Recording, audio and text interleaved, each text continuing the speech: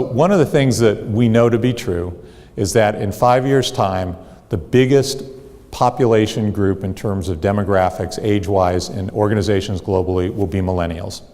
So if you're not at least thinking about it, even if they're not a large portion of your population, you need to be now.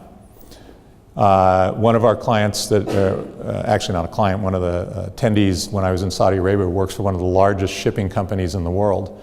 And I asked this question and he said, we don't have a millennial problem. We have a problem that we got a lot of old people that we got to get rid of, and we don't have anybody that wants to come into our business because it's not sexy. No one wants to go into shipping oil, not just oil, but they do a lot of different shipping in the shipping business.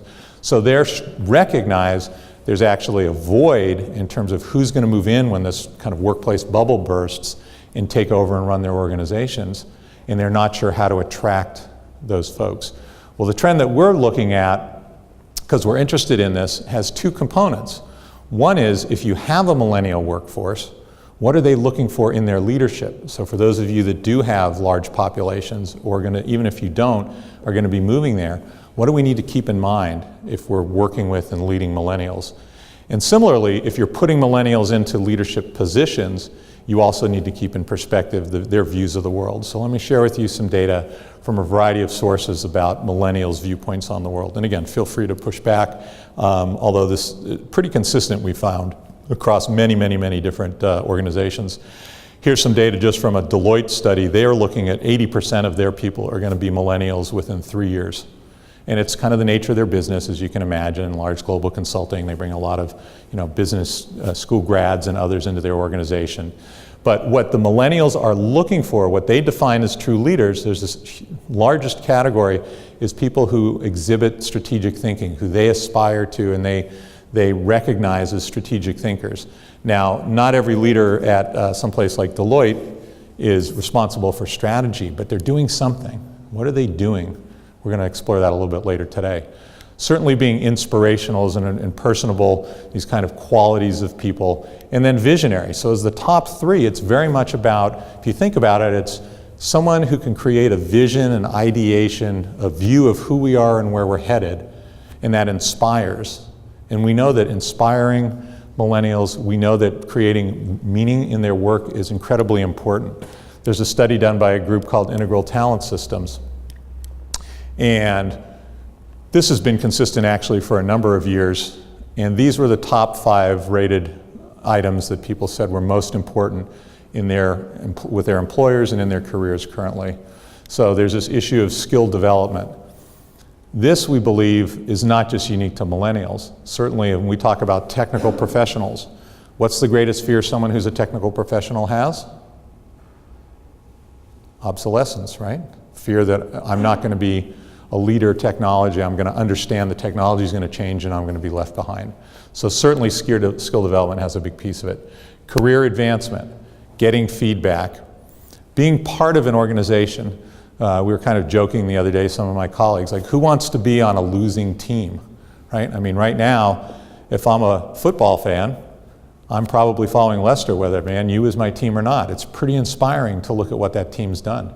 In the U.S., basketball is right now we're in play with the NBA, and my local team, the Golden State Warriors, if you follow basketball, is actually it's an interesting parallel if you look at what's happening globally in the world of sports. The two of the top athletic leagues in the world, the Premier League and in basketball, the NBA, both teams share incredible characteristics, and they're being highlighted for the fact that they are a true team.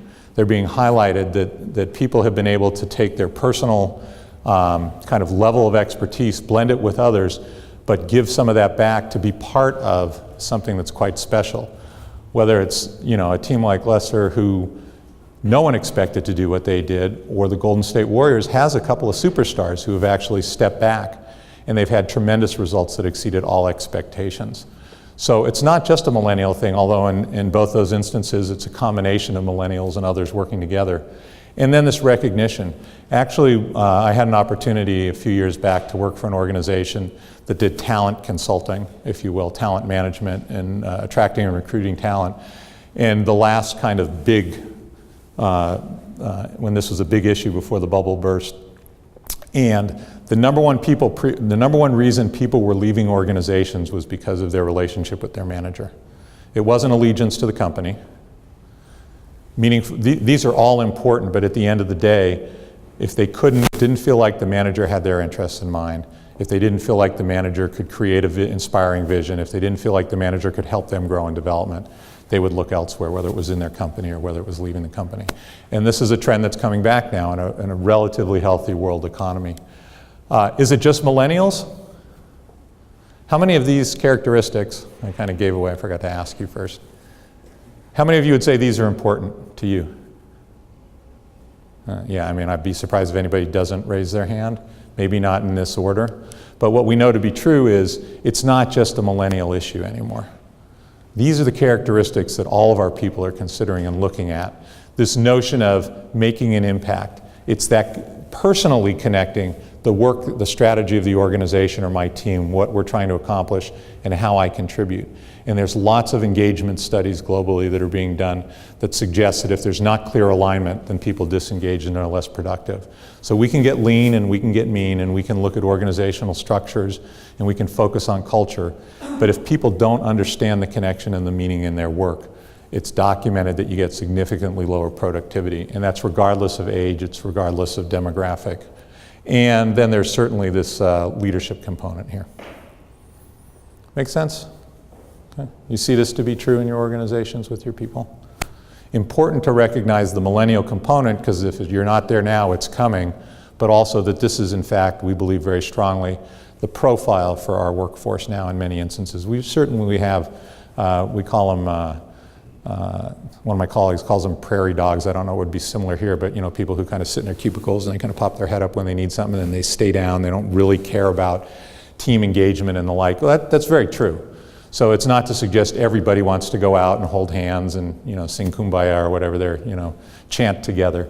But the reality is they want to be associated with an organization, a firm, a project, an initiative that they feel has a chance of success, they can get some attention for, and they can do meaningful work. It's really powerful and important.